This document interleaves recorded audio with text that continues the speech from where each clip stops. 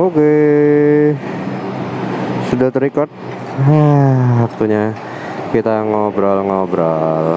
Sekarang gua ada di sel Cawang, mau menuju Pondok Indah, cuman lewat rute yang berbeda biar nggak bosen coy kalian. Ini lewat TBC Matupang, terus TBC Matupang, terus sekarang kita lewat Gatsu. Oke, kita let's go. Semoga nge-record. Karena tahu sendiri kamera gue penyakitnya kan mati-mati.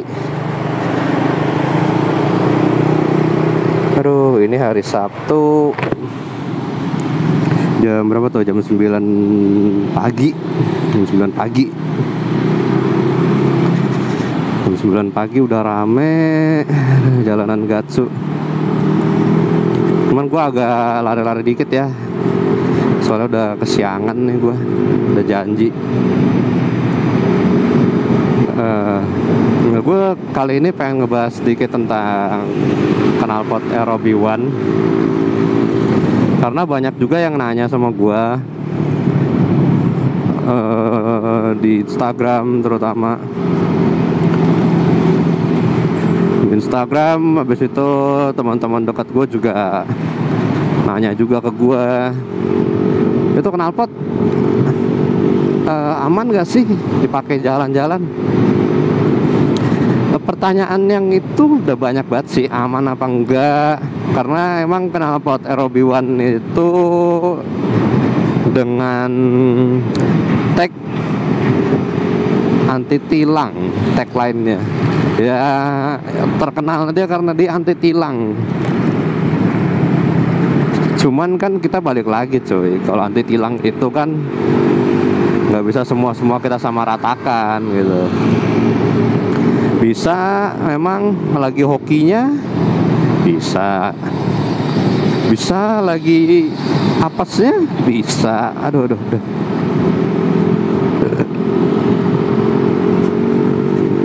Nah, jadi kalau sepengalaman gua sih pakai ROB1 ini, dari segi suara tuh mantap.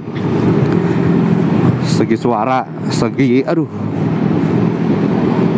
dari sisi penampilannya juga oke.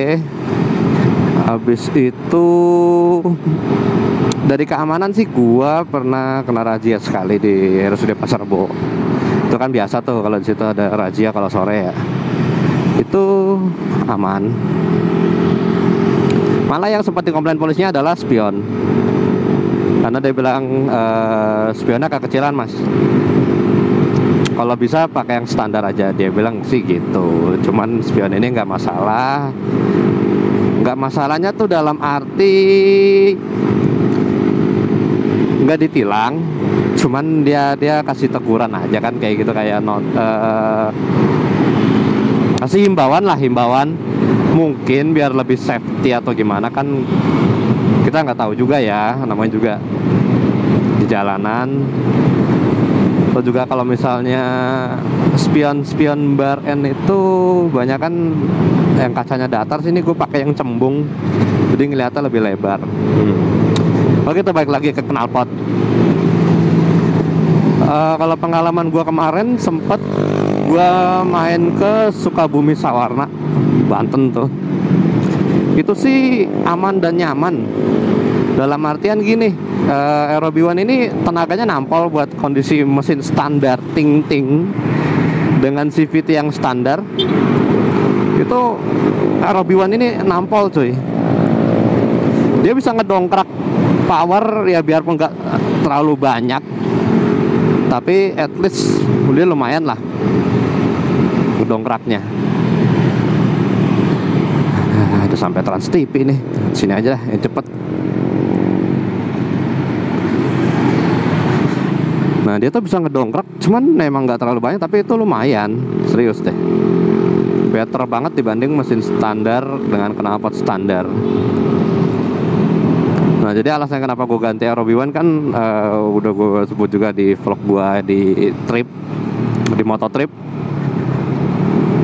Ya karena gue ngincer tenaga buat jalan jauh, karena gue nggak mungkin juga langsung ngoprek CVT gue. Bukannya apa-apa sih, bukannya apa ya, Gue nggak maunya karena emang gue tuh kadang suka balik malam dan itu sendiri, dan gue butuh teman suara kayak gini nih. Nah, gue butuh kayak gitu cuy, buat nemenin gue dalam perjalanan. Karena gimana ya bilangnya, ada beberapa orang yang memang dia di jalan diem dia ngantuk, tapi ada juga yang dia seneng sama suara knalpotnya gitu loh. Jadi knalpotnya itu menjadi temen dia waktu dia riding sendirian, dia kemana-mana sendiri gitu loh cuy. Nah, kalau misalnya dari gua sih ngerasainnya knalpot Aerobi One ini memang belum terlalu powerful di motor gua. Kenapa? Karena motor gua itu harus servis pertama.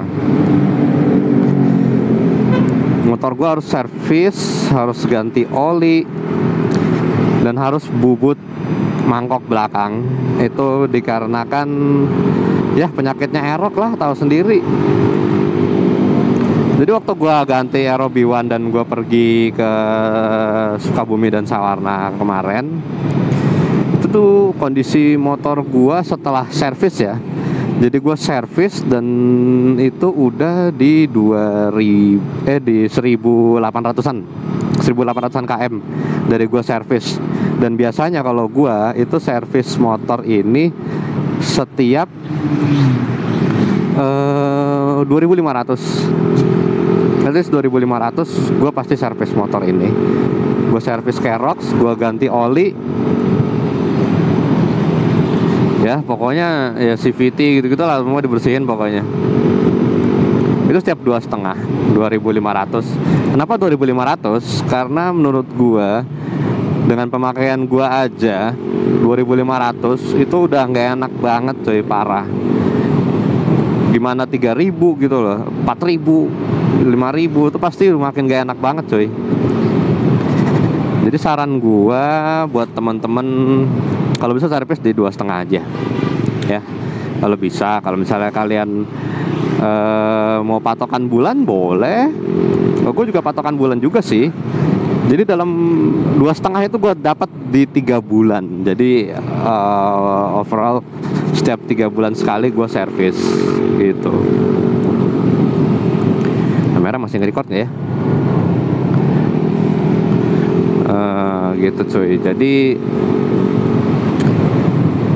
menurut gue sih sebenarnya nggak salah juga orang nanya, itu beneran anti tilang Aerobi One tuh apa? Itu standar racingnya aman banget dari segi suara penampilan, atau memang aman dalam segi gimana om? Banyak yang nanya. Gue sih nggak berani mengklaim ini bener-bener 100% anti tilang ya. Karena gini cuy, jadi ada beberapa teman gue, ya kita kan sharing-sharing biasa kan, sama-sama pengguna Aerox, sama-sama pengguna knalpot racing, sama-sama anak motor lah gitu. Nah jadi temen gue itu ada dua. Satu temen gue dia pakai knalpot yang racing, tapi itu adem banget suaranya, parah. Suaranya adem parah. Tapi dia pernah dapat pengalaman itu kena tilang. Jadi gini cuy, kalau menurut gua, kalau misal lu pakai knalpot racing cuma di lampu merah aja, asal nggak bising pasti nggak bakal disatronin polisi deh.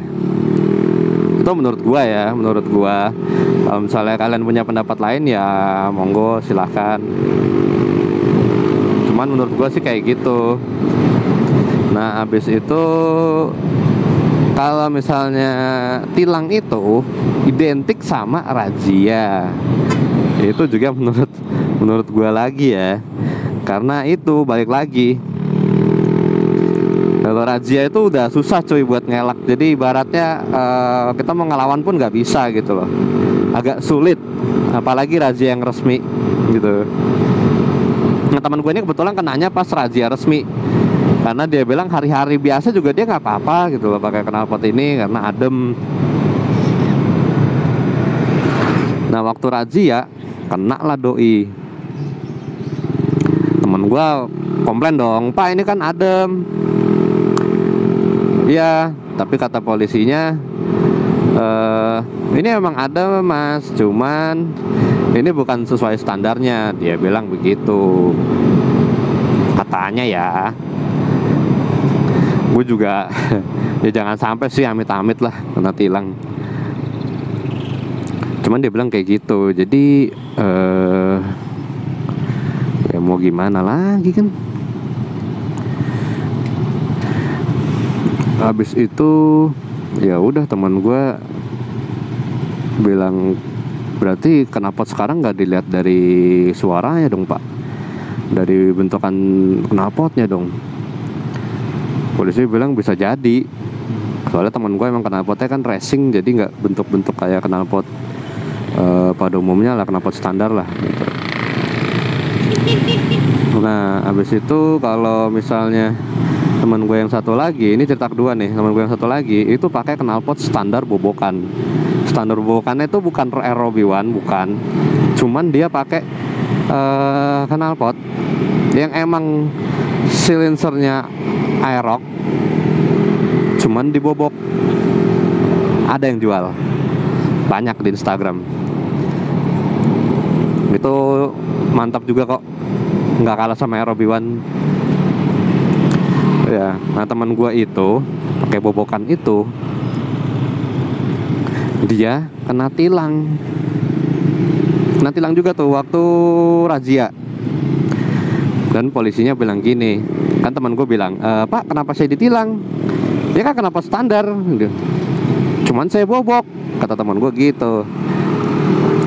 Jawab lah sama polisinya ini, "Maaf mas, tapi knalpot mas ini berisik," katanya. "Kalau nggak percaya kita dengar suaranya ya," digeber sama polisinya. War. Nah, habis itu memang menurut teman gua itu adem, dan menurut gua juga adem sih. Cuman polisinya bilang itu berisik, dan gue juga nggak tahu ya, karena emang menurut gua pribadi, menurut gue pribadi di Jakarta ini belum menggunakan alat dB meter tuh loh. Jadi emang kalau misalnya dibilang knalpot kita berisik, knalpot kita bising, kalau bisa sih ada dB meternya ya. Jadi biar orang tuh juga, oh iya ternyata suara motor gua, knalpot gua ngelebihin desibel dari standar yang ada di undang-undang gitu. Soalnya kan ya ibaratnya lu diomelin tapi lu nggak salah, lu salah, lu tahu nih lu salah, lu diomelin, tapi yang ngomelin itu nggak bisa memberikan alasan kenapa lu harus diomelin gitu. Nah jadi itu cerita dari teman-teman gue sih. Ya mudah-mudahan kalian semua, kita semua nggak ada yang mengalami hal seperti itu. Cuman ya selalu aware lah, selalu waspada di jalan pokoknya. Selalu tertib lah, pakai helm, pakai spion gitu. Ibaratnya kayak misalnya lu ngelanggar tapi lu juga punya nilai positif. Positifnya apa? Ya lu pakai spion, pakai helm gitu loh. Jadi masih ibaratnya ringan lah, umpamanya lo ketilang cuman knalpot gitu. Jangan lupa cuy, tapi bawa surat-surat. Jangan lo motor lengkap standar tapi lo keluar-keluar nggak bawa surat-surat, nggak bawa STNK, nggak bawa SIM, itu sama aja.